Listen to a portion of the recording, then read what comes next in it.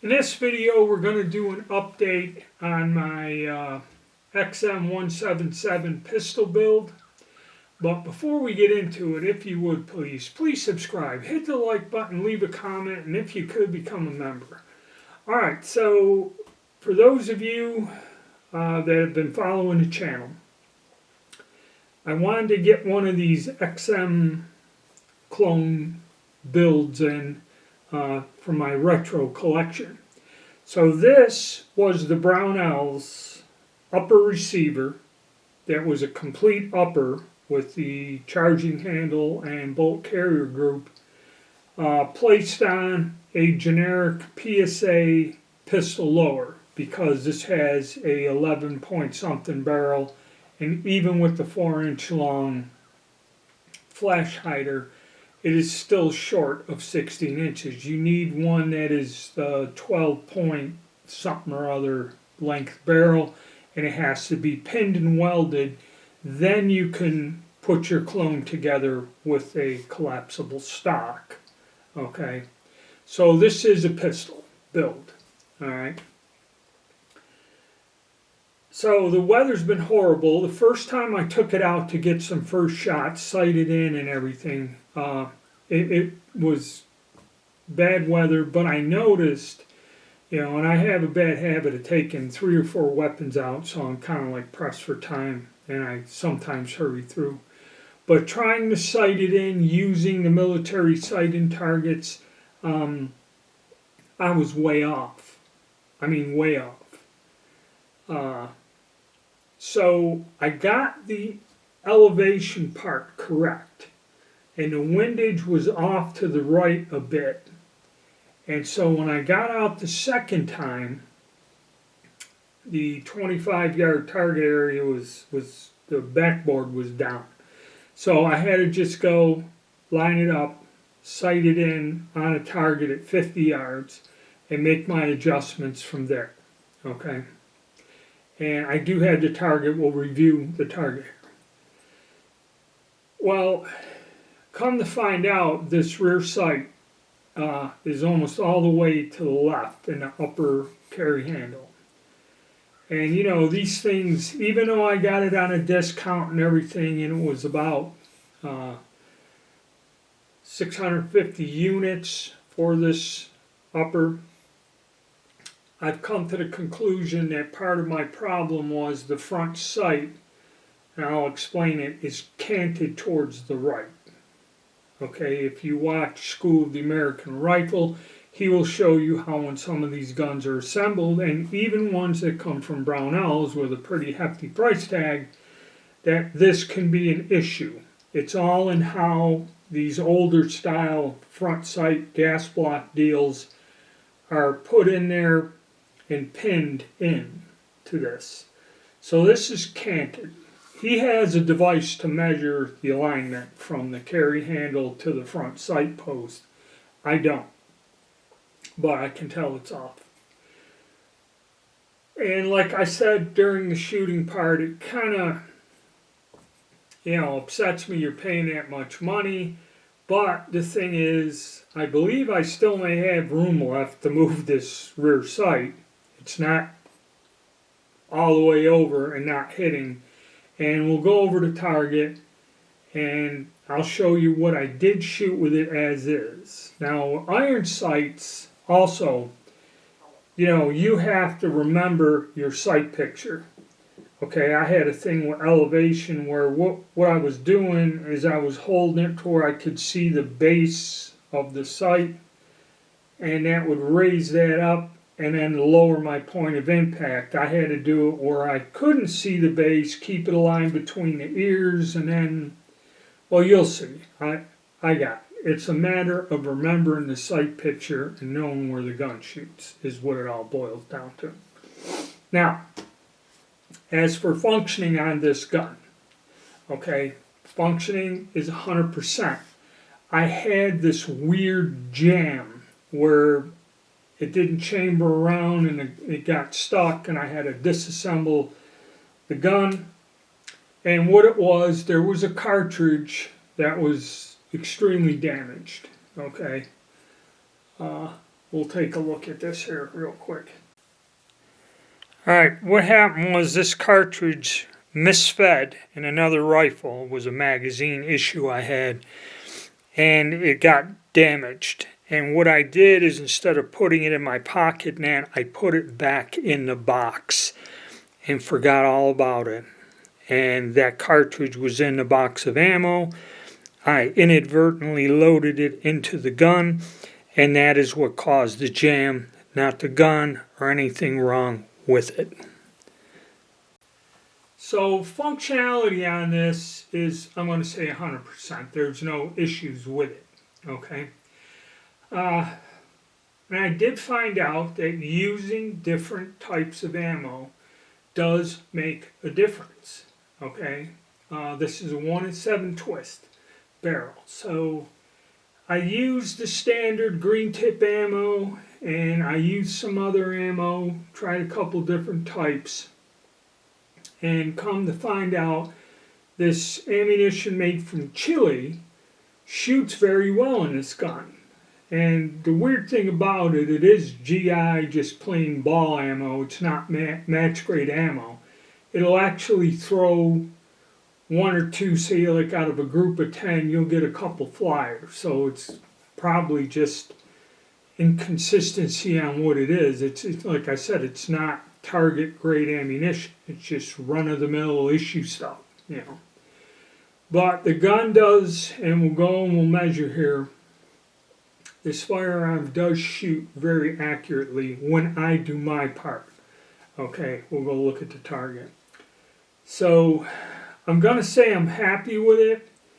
I may do a couple more builds on the uppers. I intend to get one done like Harrington Richardson had, its rifle length, where I could have the two-position sliding buttstock and that. And I may just put together an upper or a pistol with the 10-inch barrel and just a 3-prong flash hider, like the early, I believe it's a 605 or something.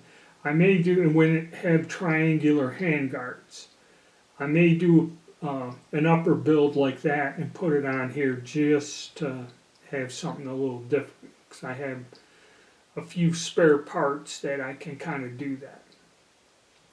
But other than that, this gun shoots well. And if you're watching the video, the muzzle flash, even with this giant 4-inch cone on there's a flash to this rifle. All right, we'll look at what I'm talking about the rear sight, and then we'll look at the target.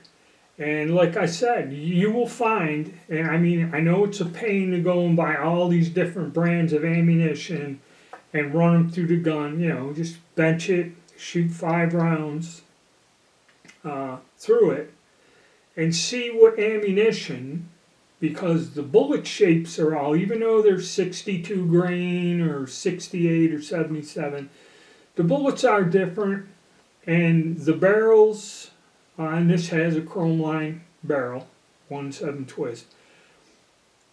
Depending on who makes the barrel, whatever, it will make a difference. And I found that you go through the ammo and find the ammo that works the best, and the results are pretty good.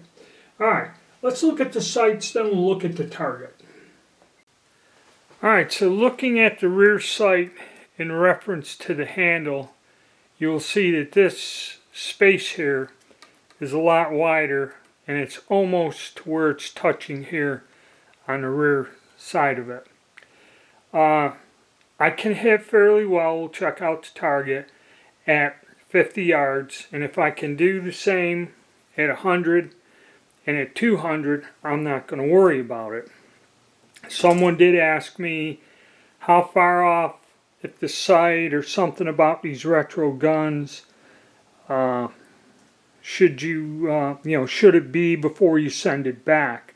Truthfully, if I kind of knew this, I'd kind of send it back.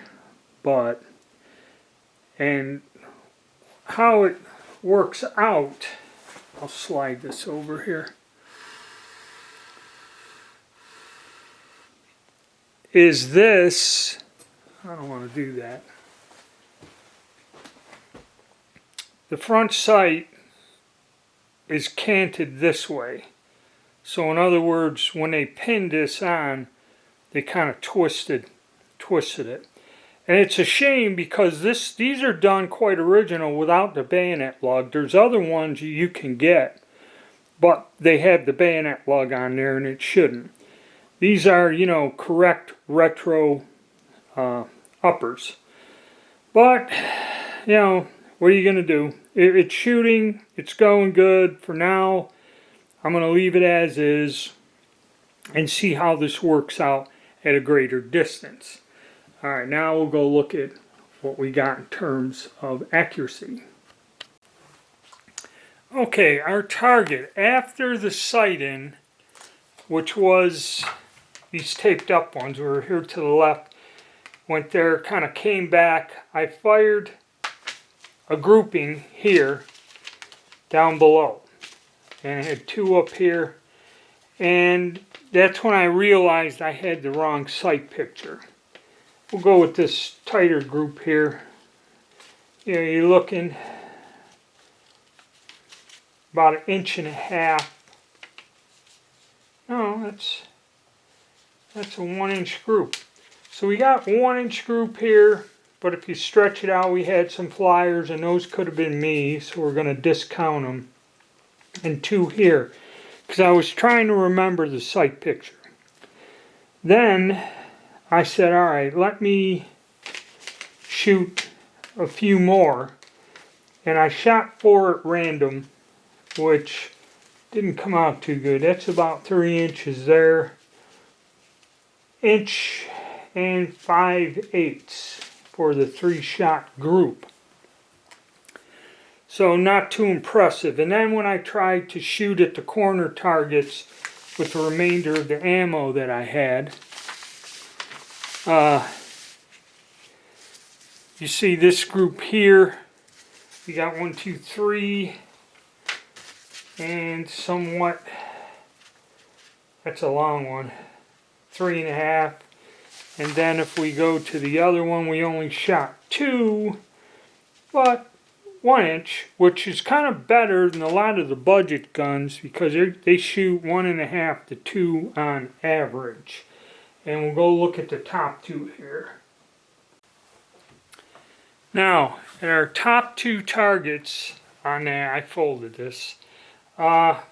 This one was, and this was clean, 3 shots.